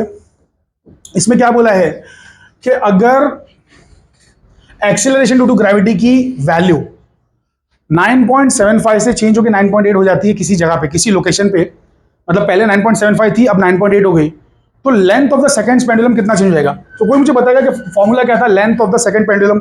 इसका आप लोगों ने ना लेक्चर में तो पढ़ाई है, मेरे वन शॉट्स में, आपने साथ में इसको है ना प्रैक्टिकल में भी किया, सेकंड पेंडुलम। तो सेकंड पेंडुलम की जो कहानी है उसका लेंथ होता है g/π²। क्या रहता है? g/π²। सो पहली लेंथ है 9.75, सॉरी पहली ग्रेविटी है, हाँ मतलब पहली लेंथ की वैल्यू है 9.75 जो कि पुरानी ग्रेविटी है, डिवाइड बाय π²। और दूसरी लेंथ है जो पूरा मतलब नई gravity which is 9.8 divide by pi square. बस अब हमको डिफरेंस निकालना है इसका, है ना। एक सेकंड, मैं कुछ मिस्टेक कर रहा हूँ क्या? हाँ, लेंथ लिखा है मैंने, करेक्ट ही लिखा है ना। एक second, let me just think about it. So length change हुई है ना, ठीक है। सो लोग ये पूछ रहे हैं ना कि लेंथ कितना चेंज हो। हाँ correct, that is perfectly fine, बिल्कुल सही है। सो चेंज इन लेंथ पूछा है ना, तो चेंज इन लेंथ, तो ये L2 minus L1 final minus initial, तो यहाँ पे आपका 1 बाई पाई स्क्वायर बाहर आ जाएगा और ब्रैकेट में रह जाएगा 9.8 माइनस 9.75। अरे हाँ किया ना, सो 9.8 माइनस 9.75। सो अगर आप इसको ध्यान से देखें तो ये सिर्फ 0.05 है, तो 0.05 डिवाइड बाई पाई स्क्वायर। अब जो पाई स्क्वायर है, अगर मैं जस्ट एंट्रेंस एग्जाम के हिसाब से सोचूं, बोर्ड के हिसाब से नहीं सोचूं, तो पाई स्क्वायर की वैल्यू 10 होती है। कितनी होती है? 10। तो 0.05 को 10 से डिवाइड करेंगे तो 0.005 आ जाएगा। समझ में आ रहा है? लेकिन एक्चुअल में पाई स्क्वायर की वैल्यू 10 नहीं है, एग्जैक्टली 9.86 के आसपास है। तो फिर वैल्यू 0.0051 ऐसा कुछ तो होगी, मतलब 5 से थोड़ी सी बड़ी होगी। समझ में आ रहा है? ऐसी कुछ वैल्यू होगी। अब वो वैल्यू हम लोग कैलकुलेटर से निकाल लेते हैं, है ना। तो let's check from the calculator कि एग्जैक्ट वैल्यू क्या आती है पाई स्क्वायर से डिवाइड करने के बाद। तो 0.05 डिवाइड बाई पाई का स्क्वायर, ठीक है। तो कितना आ रहा है? 0.00506 आ रहा है, 0.00506। सो डेल्टा एल की वैल्यू 0.00506, यानी कि approximately 0.051 metre. So that's it. तो इतना जो है वो लेंथ बढ़ जाएगी, है ना, लेंथ इंक्रीज हो जाएगी। अरे पहले लेंथ कम थी, अब लेंथ बढ़ गई, क्योंकि ग्रेविटी पहले कम थी, अब ग्रेविटी बढ़ गई। समझ में आया? डायरेक्टली प्रोपोर्शनल है ना ग्रेविटी और लेंथ। सो देख लेते हैं आंसर क्या दिया हुआ है। देखो 0.0051 meters, that's it. It's a fantastic answer. I hope you guys have really understood कि what I am trying to teach here. समझ में आ रहा है बेटा कि क्या चल रहा है सब? Okay, it is perfectly fine, right. आगे बढ़ते हैं। सो 15th क्वेश्चन का हमें आंसर आ चुका है। सो let's go for the 16th one. तो 16th क्वेश्चन में लोग ने देखो क्या दिया हुआ है। सो यहाँ पे 16th में लिखा है कि eight what distance from the mean position kinetic energy of the particle performing SHM of amplitude 8 centimetre is 3 times the potential energy. अरे मतलब लोकेशन जानना है इनको, जहां पे काइनेटिक एनर्जी की वैल्यू 3 गुना है पोटेंशियल एनर्जी की, है ना। So kinetic energy is 3 times the potential energy और एम्पलीट्यूड 8 सेंटीमीटर दिया है। तो बहुत ही बचकाना सवाल है, ध्यान से देखेंगे। काइनेटिक एनर्जी चाहिए इनको 3 गुना पोटेंशियल एनर्जी का, लोकेशन मांग रहे हैं, और जो एम्पलीट्यूड है 8 सेंटीमीटर है, ठीक है। अब काइनेटिक एनर्जी का फॉर्मूला है half m omega square a square minus x square, और पोटेंशियल एनर्जी का फॉर्मूला है half m omega square X square, ठीक है। तो ये काइनेटिक है, ये पोटेंशियल है। समझ में आ रहा है? इनको x चाहिए, इनको क्या चाहिए? x चाहिए। तो अब हम क्या करेंगे कि half m omega square a square, इसको ओपन कर रहे हैं, minus half m omega square X square is equals to 3 times, यानी कि 3/2 m omega square X square. इसको उठा के उधर लेके चले जाओ, इसको उठाओ उधर लेके चले जाओ, तो प्लस हाफ हो जाएगा। सो 3/2 और फिर प्लस हाफ मिलके 2 हो जाएगा। कितना हो जाएगा? 2 हो जाएगा। अरे ये और ये मिला के रे बाबा 2 हो जाएगा। So this will become 2 times m omega square X square, और यहाँ पे क्या लिखा हुआ है? Half m omega square a square. समझ में आ रहा है? तुम लोग को बेटा 3/2 प्लस हाफ करना आता है ना, 3/2 प्लस हाफ करेंगे कितना आ जाएगा? 4/2 आ जाएगा। 4/2 क्या होता है? 2 होता है ना। सो 2 होता है, ठीक है बच्चा। चलिए, तो यहाँ से m ओमेगा स्क्वायर कैंसिल हो गया, तो एक्स स्क्वायर की वैल्यू आ रही है क्या? ये देखो 2 इस 2 से मल्टीप्लाई होकर बन जाएगा 4। सो इसको नीचे लेके आओ, इसको नीचे लेके आओ तो 4 हो जाएगा। सो a स्क्वायर बाई 4 कितना आ रहा है? a square by 4। So x आ रहा है a/2, और a कितना दिया हुआ है? a दिया हुआ है आपका 8 सेंटीमीटर, तो 8 centimetre divide by 2, answer is 4 centimetre. So x equals to 4 centimetre, that's it. तो x की वैल्यू आ रही है 4 सेंटीमीटर, राइट। सो x की value is 4 centimetre. It's a fantastic answer. I hope कि सभी को ये बातें समझ में आ रही है। It's damn easy. So x equals to 4 centimetre, ठीक है। So that's the answer.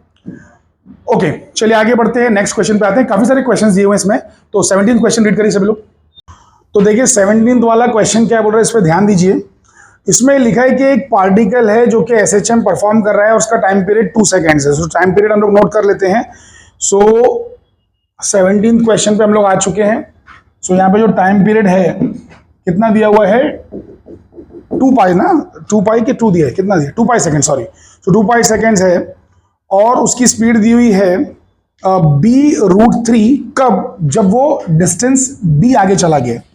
तो जब उसने डिस्टेंस b कवर किया है, डिस्टेंस कितना कवर किया है? b, तो उसकी स्पीड b पर कितनी है?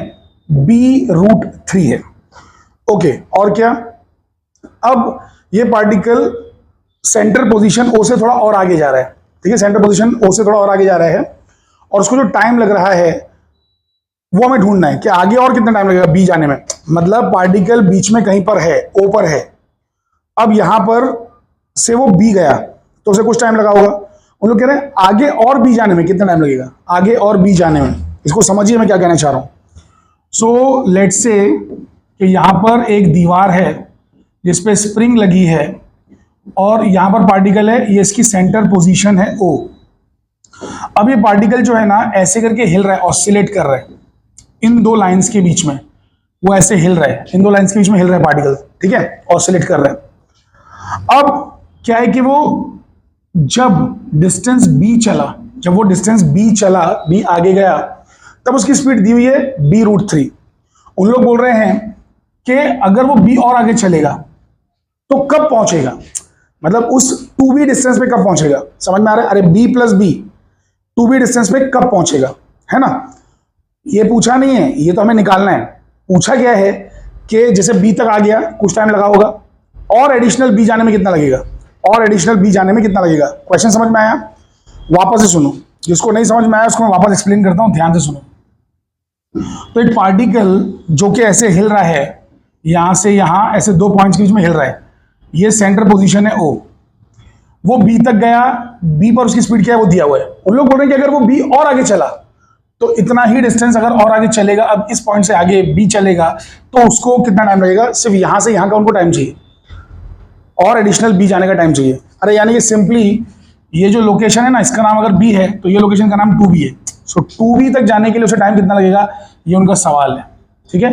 2B तक जाने के लिए, 2B तक जाने के लिए, सो B से 2B जाने के लिए टाइम, B से 2B जाने का टाइम, समझ गए। चलो एनीवे, अब ज्यादा दिमाग लगाने का नहीं, पहले क्या करने का, जो जो चीजें दिख रही है उससे कुछ क्रिएट करने की कोशिश करने का, ठीक है, फॉर्मूला। अब वेलोसिटी का फॉर्मूला हम लोग जानते हैं, वो होता है ओमेगा √a², a मतलब amplitude, minus x²। So capital A use कर रहे थे हम लोग, तो वो यूज करते हैं a² माइनस x²। वेलोसिटी का फॉर्मूला है ओमेगा √a² माइनस x²। तो वेलोसिटी है b√3। अब ओमेगा कैसे निकालेंगे, तो t दिया हुआ है, टाइम दिया हुआ है, सो ओमेगा होता है 2π/t। तो यहां पे आ जाएगा 2π/2π, कैंसिल होके 1 रेडियन पर सेकेंड। तो ओमेगा की वैल्यू सिंपली 1 आ गई, तो यहां पे 1 आ जाएगा। √a², जो कि अभी पता नहीं, a के बारे में कुछ मालूम नहीं है, लेकिन आप याद रखिए कि वेलोसिटी b√3 कब हुई है, जब डिस्टेंस की वैल्यू कितनी हो गई, x की वैल्यू कितनी हो गई है, b के बराबर। तो यहाँ पे b² आ जाएगा। अब दोनों साइड पे स्क्वायर कर लो, स्क्वायरिंग बोथ साइड्स, तो ये बन जाएगा b² × 3 यानी 3b²। फिर ये वापस से आपका रूट हट जाएगा, तो ये आ जाएगा a² माइनस b²। अब इसको आप इधर लेके आइए, तो ये बन जाएगा 4b² इज a², यानी कि a की वैल्यू 2b के बराबर आ जाएगी। तो अब हमें एम्पलीट्यूड मिल गया है, एम्पलीट्यूड। तो ये बहुत ही इंटरेस्टिंग बात है कि 2b ही एम्पलीट्यूड है। तो यहां से यहां तक का डिस्टेंस जो एम्पलीट्यूड कहलाता है वो खुद 2b के बराबर है। समझ में आ रहा है? यानी कि b आधा डिस्टेंस है एम्पलीट्यूड का और 2b पूरा डिस्टेंस है। अरे समझ में आया ना, एम्पलीट्यूड पार्टिकल जितना दूर जाता है उसे कहते हैं एम्पलीट्यूड, तो वो 2b के बराबर है। ओके, तो इन लोग कह रहे हैं कि b से 2b जाने का टाइम कितना लगा। अच्छा एक बात बताइए अभी कि अगर पार्टिकल का टाइम पीरियड 2π है, पार्टिकल का टाइम पीरियड 2π है, तो 2π मतलब क्या, यहां से यहां जाएगा, फिर वहां से यहां वापस आएगा, फिर यहां से यहां जाएगा, फिर यहां से यहां वापस आएगा, तब जाके 2π कंप्लीट होगा ना। टाइम पीरियड मतलब क्या, एक ऑसिलेशन का टाइम। तो एक ऑसिलेशन कब कंप्लीट होगा, यहां से यहां गए, फिर यहां से यहां गए, फिर यहां से यहां गए, फिर यहां से वापस यहां गए। तो यानी कि यहां से यहां जाने का जो पूरा टाइम है, यहां से यहां जाने का 2b डिस्टेंस जाने का टाइम, वो टाइम इसका 1/4 है, 1/4 है। 2π का 1/4 यानी कि 2π का 1/4 मतलब 2π × 1/4 यानी कि π/2 सेकेंड्स, ठीक है। तो चलो ये तो मालूम पड़ गया यहां से यहां जाने का टाइम क्या है। तो यहां जाने का टाइम है ये π/2। अरे समझ में आया भाई कि नहीं समझ में आया? यहां से यहां जाने का टाइम है π/2। अरे पूरा टाइम पीरियड दिया हुआ है ना भाई, पूरा जाने का जो टाइम है यहां से वहां 2π है। अरे लेकिन ये तो 1/4 हिस्सा है ना, यहां से यहां जाओगे, फिर यहां से यहां आओगे, फिर यहां से यहां जाओगे, फिर यहां से यहां आओगे, तो ये 1/4 हिस्सा है ना, 1/4। सो t = 2π/4 आ जाएगा, तो π/2 आ गया, तो एक टाइम तो मिल गया। अब अगर मैं पता कर लूं कि यहां से यहां का टाइम कितना है, तो मैं क्या करूंगा कि ये टाइम में से ये टाइम को घटा दूंगा, तो मुझे ये टाइम मिल जाएगा। समझे? तो चलिए पता करते हैं कि b जाने का टाइम कितना है। तो हमें मालूम है कि x = a sin ωt, ये हमारा फॉर्मूला होता है। अगर पार्टिकल यहां से शुरू कर रहा है चलना, तो फॉर्मूला रहता है x = a sin ωt। अब x लोकेशन हमको लेना है b के बराबर, और एम्पलीट्यूड तो हमारा आ चुका है 2b, और यहाँ पे हमें टाइम ढूंढना है। अच्छा, बिकॉज यहाँ पे मैंने टाइम के लिए t ऑलरेडी यूज कर लिया, इसको मैं t' बोल देता हूँ। तो sin ωt', तो ओमेगा की वैल्यू तो 1 आ गई है, और यहाँ पे t', ठीक है। तो अच्छा b भी यहाँ से कैंसिल हो गया, तो sin t' is 1/2, क्योंकि ये 2 नीचे आ जाएगा। अरे बच्चा, ये जो 2 है ये नीचे आ जाएगा, तो sin t' is 1/2। साइन कौन सी वैल्यू पे हाफ रहता है? 30 डिग्री पे। सो t' कुछ और नहीं, 30 डिग्री है। अरे हाँ के ना, t' की वैल्यू 30 डिग्री है। सो t' की वैल्यू अगर 30 डिग्री है, तो बेसिकली 30 डिग्री होता है π/6। सो t' की वैल्यू एक्चुअल में π/6 है। अरे t' ये टाइम है भाई, डिग्री में नहीं लिख सकते, समझ में आ रहा है? सो डिग्री में नहीं लिख सकते, इसको ऐसा लिखना पड़ेगा, ऐसा वैल्यूज में, π/6। तो π/6, तो यानी कि डेल्टा t, यानी कि दोनों का टाइम डिफरेंस, यहां से यहां का टाइम ये कितना है, तो ये जो है आपको निकालना पड़ेगा डेल्टा t, यानी कि t - t', यानी कि π/2 में से π/6 माइनस करना पड़ेगा। अरे भाई यहाँ पे देखो ना, π/2 दिया है, और यहाँ पे क्या है, π/6 आ रहा है, ठीक है। तो यहां से यहां जाने में π/2 लग रहा है, यहां से यहां जाने में π/6 लग रहा है, तो बीच में जाने में कितना लगेगा, तो हमको यही निकालना था। तो अभी आप क्या करेंगे, दोनों को सेम बनाने की कोशिश में ऊपर 3 मल्टीप्लाई करेंगे, नीचे भी 3 मल्टीप्लाई करेंगे। अरे हाँ के ना भाई, ऐसा करेंगे ना, तो यहाँ पे 3π हो जाएगा, नीचे आ जाएगा 6, और यहाँ पे π/6। तो जो है बेस, डिनोमिनेटर सेम है, 6 है, तो ऊपर का चीजें डायरेक्टली ऐड हो जाती हैं। तो यहाँ पे 3π - π हो गया, तो 2π आ गया। सो आंसर आ जा रहा है π/3 सेकेंड्स। तो यहां से यहां जाने के लिए लग रहा है π/6, लेकिन यहां से यहां जाने के लिए लग रहा है π/3। ओके, एनीवे, सो π/3 सेकेंड्स, ठीक है, ये इसका आंसर है। चलो, सो यहाँ पे देख लेते हैं आंसर क्या दिया हुआ टेक्स्ट बुक के अंदर। सो टेक्स्ट बुक के अंदर दिया हुआ है π/3 second, which is a fantastic answer, ठीक है। चलिए आगे बढ़ते हैं अभी हम लोग नेक्स्ट सवाल की ओर। सो यहां पर नेक्स्ट सवाल पे जाते हैं। सो क्वेश्चन नंबर 18, इसमें क्या बोला है कि period of oscillation of a body of mass m1 suspended from a light spring is t। तो ऑसिलेट करने का जो टाइम है वो मतलब मास m1 दिया है और टाइम t दिया है। ऑसिलेट करने का टाइम है t, मास ऑसिलेट कर रहा है, ठीक है, मास m ऑसिलेट कर रहा है। और फिर क्या बोला है कि अगर मास m2 भी उससे अटैच कर दिया जाए तो टाइम पीरियड 2t हो जा रहा है। अरे यानी कि इसको समझिए कि यहां पर ये दीवार है, यहां पर स्प्रिंग है, यहां पर मास है, ये है m1, और अभी ये जो हिल रहा है ऊपर नीचे, तो इसको जो टाइम लग रहा है वो टाइम लग रहा है t, ऑसिलेट करने का टाइम है ना, एक ऑसिलेशन का टाइम। लेकिन अगर मैंने इस पे एक वजन और लटकाया, तो यानी कि m1 के साथ मैंने m2 और जोड़ दिया, लाइक दैट, तो इन लोग बोल रहे हैं जो टाइम पीरियड हो जा रहा है वो हो जा रहा है 2t। तो इन लोग ये सवाल पूछना चाह रहे हैं कि ऑसिलेशन का टाइम अभी अगर 2t हो गया है और पहले t था, तो मास का रेशियो क्या है, मतलब m1/m2 है क्या, ये रेशियो कितना है। So that's what they want to ask us, है ना, they are asking us this, they want to know. तो उनको जानना है कि कितना टाइम, मतलब सॉरी कितना मास का ये है, compare the masses m1 and m2, m1/m2 का उनको रेशियो चाहिए। अरे समझ पा रहे हैं हम लोग, बच्चा क्या नहीं समझ पा रहे। सो m1/m2 उनको चाहिए। तो चलिए देख लेते हैं हम लोग। सो यहां पर जो टाइम पीरियड का फॉर्मूला है वो है 2π√m/k। फिर नया टाइम पीरियड है 2t इज 2π√m'/k। मैंने ऐसा क्यों लिखा, क्योंकि स्प्रिंग वही है, खाली मास बदला है और टाइम पीरियड बदल गया है। अरे ये टाइम t1 है, टाइम t2 है, पहले का टाइम है t, दूसरे बाद का टाइम है 2t, 2 बार फॉर्मूला लिखा है। अब इस फॉर्मूले को डिवाइड कर दो ऐसे, ठीक है, ऐसे डिवाइड कर दो। 2π उड़ जाएगा, आपका k उड़ जाएगा, बिकॉज स्प्रिंग सेम है, क्योंकि k का नाम क्या है, स्प्रिंग कांस्टेंट, वो उड़ जाएगा। मास में फर्क है, पहला मास क्या है, पहले मास का नाम है m1, दूसरे मास का नाम क्या है m2। तो यहां पे मैं इसको लिख देता हूं m2, ओके, एक सेकंड, दूसरे मास को मैं सिर्फ M2 नहीं लिखूंगा, सेकंड टाइम में मैं M2 नहीं लिखूंगा, मैं गलत करने जा रहा था। क्या लिखना चाहिए मुझे? दोनों मिल गए ना, M1 प्लस M2 लिखना चाहिए। क्या लिखना चाहिए? M1 plus M2। अरे भाई समझ में आ रहा है क्या नहीं? सो अब डिवाइड जब हमने कर दिया तो देखो मैं क्या मिल रहा है, यहाँ पे 1 आ गया, यहाँ पे भी 1 आ गया। सो यानी ये दोनों चीजें क्रॉस मल्टीप्लाई करोगे तो बराबर हो जाएंगी। अरे भाई इसको उधर मल्टीप्लाई कर दो, इसको उधर मल्टीप्लाई कर दो। एक सेकंड, बराबर नहीं, 2 टाइम्स हो जाएगा। क्या हो जाएगा? 2 टाइम्स। सो हमें क्या मिलने वाला है, इधर देखो ध्यान से, इसको इधर लेके आओ। So root of M1 plus M2 is equals to 2 times root of M1। अब क्या करोगे आप? स्क्वायर करोगे दोनों साइड्स पे, तो ये हो जाएगा M1 plus M2 is equals to 4M1। So यहां पे आपका आ जाएगा 3M1 is equals to M2, क्योंकि ये उधर जाएगा माइनस हो जाएगा। सो 3M1 is equals to M2, तो यानी कि M1 बाई M2 अगर करेंगे तो 1/3 आएगा। That's it. So I hope कि आपको ये सवाल समझ में आया। ठीक है, अरे बोलने में कई बार मिस्टेक हो जाती है, बट आई होप कि तुम लोग इतना तो अंडरस्टैंडिंग रखते हो कि समझ पाओ मैं क्या कहना चाह रहा हूँ। तो अरे बाबा ये मैंने कुछ और नहीं किया, अगर तुम लोग को हार्ड लग रहा है तो इधर देखो। अरे अकल के पुतलो, मैंने क्या किया, ये T1 है और नीचे T2 लिया है और दोनों बार फॉर्मूला लिखा है अंडर रूट ऑफ यहाँ पे M अपॉन K और यहाँ पे लिया है 2 pi under root of M dash by K।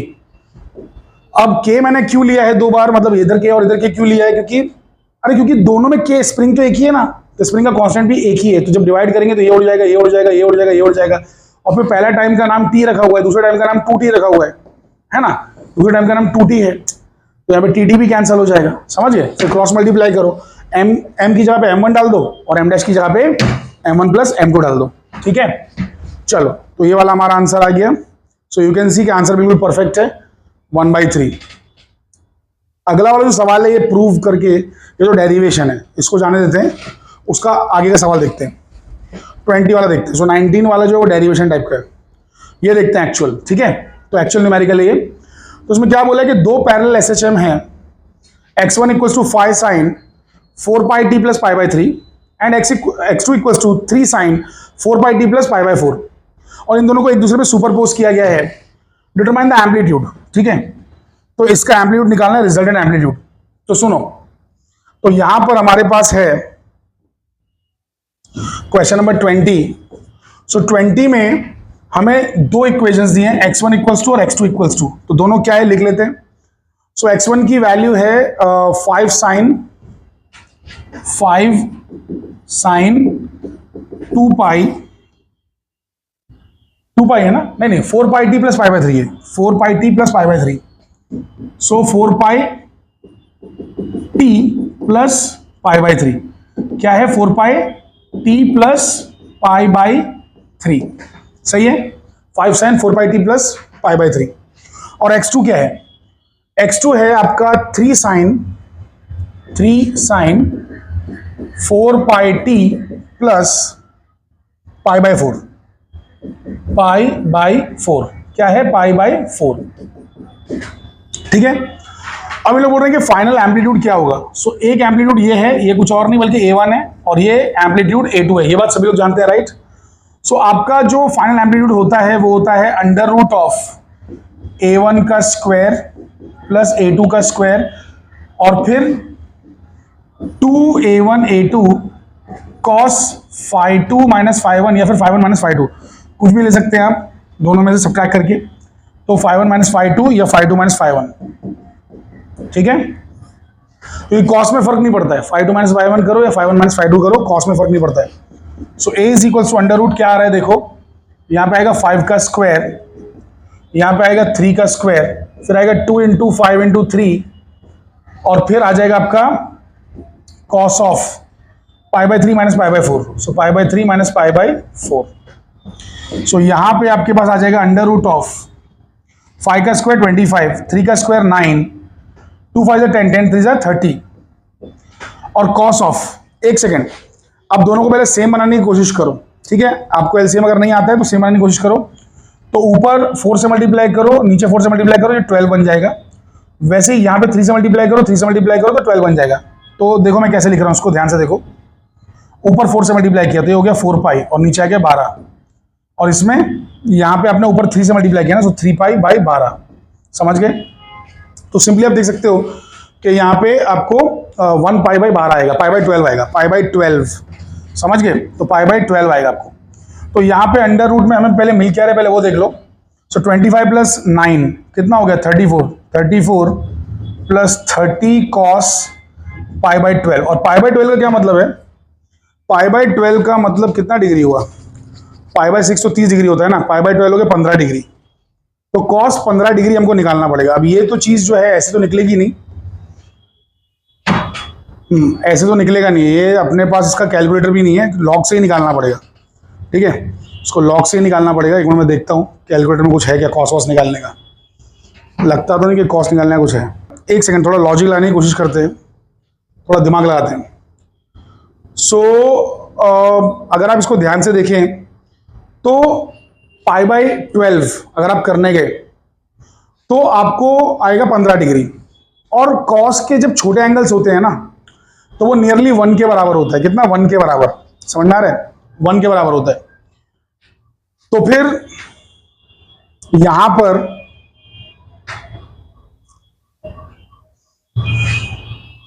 आपको आने वाला है ये 30 के बराबर। और 30 के बराबर अगर आया तो 30 प्लस 34 कितना होगा? 64 होगा। और रूट ऑफ 64 होता है 8। समझ में आया? 8। और देखो यहाँ पे आंसर वही दिया हुआ है, लगभग 8, 7.9। अरे मैंने लॉजिकली बताया भाई, लॉजिकली, कैलकुलेशन नहीं किया है। अगर लॉग टेबल से करोगे ना, लॉग टेबल से कैसे करना है आपको मालूम है, आप लोग जाके मेरी प्लेलिस्ट में देख लीजिए, वहां पे मैंने सारा सिखाया हुआ है कि लॉग कैसे यूज करना है साइन कॉस साइन के लिए। तो देखिए वो आंसर हमको मिल रहा है। समझ में आया? अभी लोग ने सिर्फ ये नहीं पूछा है कि what is the amplitude, resultant amplitude कितना है, वो नहीं पूछा है, बल्कि ये भी पूछा है इपॉक कितना है। तो इपॉक का मतलब हमें ढूंढना है वैल्यू किस चीज की? tan delta epoch. So tan delta का फॉर्मूला क्या है? It is a1 sin phi 1 plus a2 sin phi 2 divide by a1 cos phi 1। ये डिराइव किया हम लोगों ने, वन शॉट में देख लेना, a2 cos phi 2। तो अब यहाँ पे वैल्यू सब्स्टिट्यूट करना पड़ेगी। So delta is equal to tan inverse करके आ जाएगा। सो डेल्टा को हम लोग इपॉक बोलते हैं। ठीक है, इसको हम लोग इपॉक बोलते हैं। तो यहां पर आपका जो है a1 कितना था? 5 था ना, और a2 कितना था? 3 था, और यहाँ पे पाई बाई 3 और पाई बाई 4 है। ओके, तो 5 sign pi by 3, 3 sign pi by 4, 3 sign pi by 4, यहां पर 5 cos pi by 3, 3 cos pi by 4। सो ये आपका हो जाएगा tan इनवर्स ऑफ साइन 90 कितना होता है? साइन 90 सॉरी साइन 60 कितना होता है? Root 3 by 2। So 5 into root 3 by 2 plus 3 into sine pi by 4। तो पाई बाई 4 कितना होता है? पाई बाई 4 मतलब 45 डिग्री ना, तो पाई बाई 4 साइन 45 होता है 1 by root 2। So 1 by root 2 आ गया। यहां पर कॉस 60 होता है हाफ, सो 5 बाई 2 आ गया। और यहाँ पे cos 45 होता है 1 बाई रूट 2। सो ऐसा इस तरीके से आ गया। तो बस अब ये क्या है, ये तो सब एडिशन कैलकुलेशन सब करके इसका tan इनवर्स निकालना है। tan इनवर्स हम लोग डायरेक्टली निकाल नहीं पाएंगे, तो फिलहाल हम लोग टेक्स्ट बुक पे यकीन कर लेते हैं, भरोसा कर लेते हैं। बट मैं आपको वीडियो में जो है मैं इसका डायरेक्टली दिखा दूंगा कि tan इनवर्स ऑफ ये नंबर क्या आता है। ठीक है, तो tan inverse of this number मैं आपको बता दूंगा, डोंट वरी, टेंशन मत लीजिए आप लोग। एक सेकंड, उसको थोड़ा सिंप्लीफाई कर लेता हूँ फिर भी आप लोगों के लिए। सो tan इनवर्स, ये देखो मैं क्या करता हूँ, रूट 3 ऊपर और नीचे मल्टीप्लाई कर देता हूँ, है ना, रूट 3 मल्टीप्लाई कर देता हूं सेम सेम बनाने के लिए। ठीक है, इसको सेम बनाने के लिए मैं क्या कर देता हूं, रूट 3 मल्टीप्लाई कर देता हूं। तो रूट 3 मल्टीप्लाई करूंगा तो ये बन जाएगा आपका 5 इंटू 3 डिवाइड बाई 2 रूट 3, ऐसा हो जाएगा। ठीक है, रूट 3 ऊपर मल्टीप्लाई किया, रूट 3 नीचे मल्टीप्लाई किया। अब यहां पर मैं क्या करूंगा कि इसको सेम बनाने के लिए, ऊपर अगर मैंने रूट 2 मल्टीप्लाई किया सो 3 रूट 2 होगा, ये नीचे सिंपली 2 बन जाएगा, लेकिन मुझे रूट 3 भी मल्टीप्लाई करना पड़ेगा। सो रूट 3 भी मल्टीप्लाई करूंगा और नीचे भी रूट 3 मल्टीप्लाई करूंगा, तो अब ये नीचे का पार्ट भी सेम हो गया। ठीक है, अब रूट 2 इंटू रूट 3 क्या होता है? रूट 6 होता है। ठीक है, ये बात याद रखना। यहाँ पे आ जाओ, तो अब यहाँ पे अगर सेम बनाना है तो इसमें मैं ऊपर रूट 2 और नीचे रूट 2 मल्टीप्लाई करूंगा। सो ये आ गया 5 बाई 2 प्लस 3 रूट 2 बाई 2। ठीक है, ऐसे करके चीज़ों को धीरे धीरे सिंप्लीफाई करना होता है। अभी मैं और सिंप्लीफाई कर सकता हूँ, लेकिन मैं अभी फिलहाल अपना टाइम बचा रहा हूँ, ठीक है, क्योंकि वरना वन शॉट बहुत लंबा हो जाएगा। सो delta is tan inverse of, ये जो भी नंबर आने वाला है ये आप लोग कैलकुलेट करो, और उसका फिर मैं tan इनवर्स डायरेक्टली आपको है ना अभी मैं यहाँ पे साइड में लगा के बता दूंगा, डोंट वरी।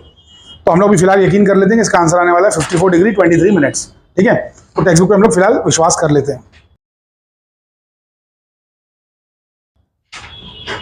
अब आते हैं 21 पे। सो 21 में क्या बोला है कि एक 20 सेंटीमीटर चौड़ी सर्कुलर डिस्क है जिसका मास 200 ग्राम है।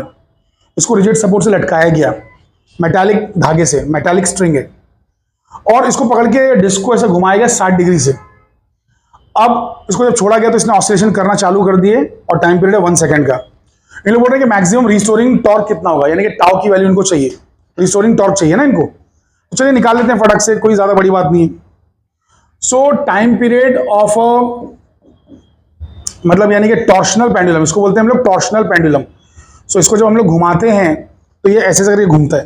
तो टॉर्शनल पेंडुलम का जो टाइम पीरियड है उसका फॉर्मूला है 2 pi under root of I upon C, ठीक है, जहां पे आई इसका मोमेंट ऑफ इनर्शिया है, और टॉर्क का फॉर्मूला होता है सी इंटू थीटा, ठीक है। टॉर्क का फॉर्मूला होता है सी इंटू थीटा, तो हमको सी इंटू थीटा निकालना है बाद में।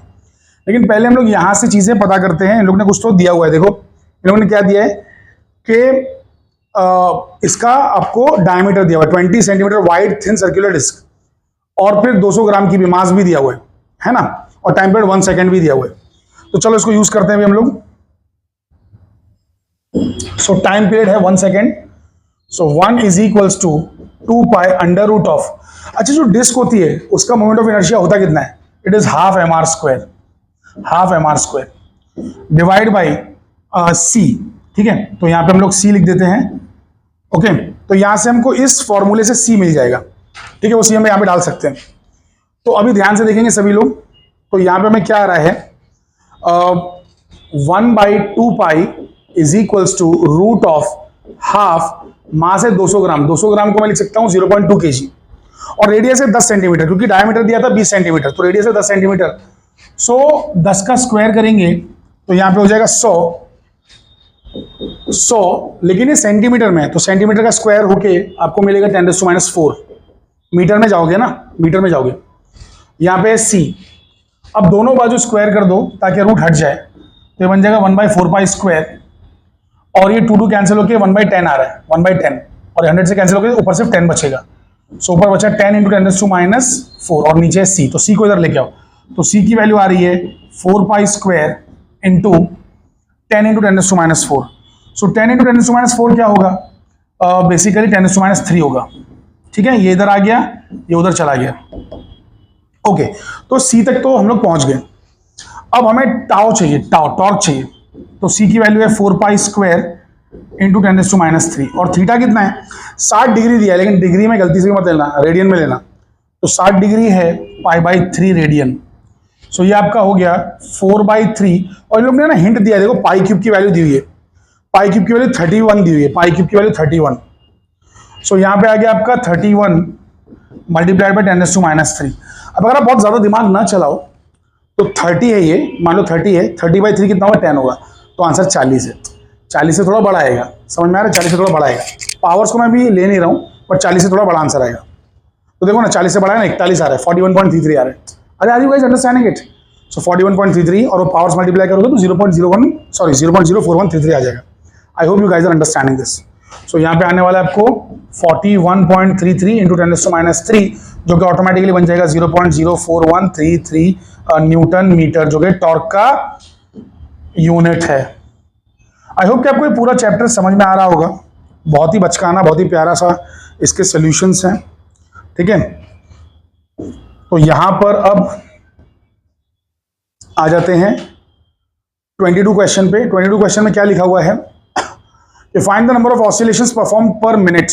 तो कितने ऑसिलेशंस परफॉर्म किए जा रहे हैं पर मिनट। तो पहले पर सेकंड निकाल लेते हैं, फिर उसको 60 से मल्टीप्लाई कर देंगे तो पर मिनट आ जाएगा। पर सेकंड निकालते हैं, क्योंकि पर सेकंड में क्या फायदा है मालूम है, पर सेकंड निकालने का मतलब है फ्रीक्वेंसी निकालना पर सेकंड। तो हम लोग को फ्रीक्वेंसी पता करनी है, मैग्नेटिक फील्ड दिया है, इनर्शिया दिया है, मैग्नेटिक मोमेंट दिया है, ठीक है। तो चलिए हमको मालूम है कि जो टाइम पीरियड का फॉर्मूला है वो है 2 pi under root of I upon M B. ये कौन सा है कि अगर आपने बाहर मैग्नेट को मैग्नेटिक फील्ड में रखा तो वैसे हिलता है और उसका टाइम पीरियड ये होता है। ठीक है, ये हम लोग देख चुके हैं पहले भी फॉर्मूला। मुझे फ्रीक्वेंसी निकालना है, फ्रीक्वेंसी, तो फ्रीक्वेंसी टाइम पीरियड का उल्टा रहता है, फ्रीक्वेंसी टाइम पीरियड का उल्टा रहता है, तो ये हो जाएगा 1/2 pi under root of M B upon I, पूरा उल्टा हो जाएगा। ठीक है, तो फ्रीक्वेंसी निकाल लेते हैं। सो 1/2 पाई, फिर एक काम करते हैं स्क्वायर भी कर लेते हैं, तो यहाँ पे स्क्वायर हो गया, ये भी स्क्वायर हो गया और यहाँ पे एम बी हो गया अपॉन आई हो गया। अब वैल्यूज पुट करते हैं, वैल्यूज पुट करते हैं। सो 1 बाई यहाँ पे आ जाएगा 4 पाई स्क्वायर, ठीक है, multiplied by M, magnetic moment दिया हुआ है, कितना दिया हुआ है 3, मोमेंट ऑफ इनर्शिया भी 3 × 10⁻⁶। सो ये है 3, ये 3 × 10⁻⁶, ठीक है, 3 × 10⁻, कितना है 6 है।